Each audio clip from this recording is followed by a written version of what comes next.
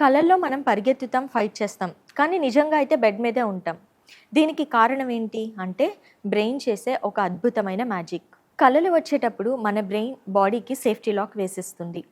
అంటే మజిల్స్ అని టెంపరరీగా పారలైజ్ అయిపోతాయి, పని చేయవు, మనము కదలలేము, మాట్లాడలేము. దీనినే ఆర్ఈఎం ఎటోనియా అంటారు. ఇది టెంపరరీ.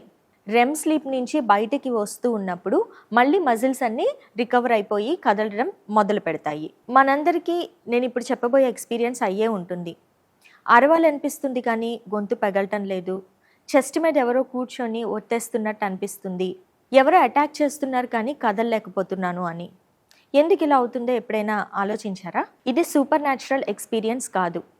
రెమ్ ఎటోనియా అనేది రాంగ్ టైమింగ్లో రావడం వల్ల జరిగేది.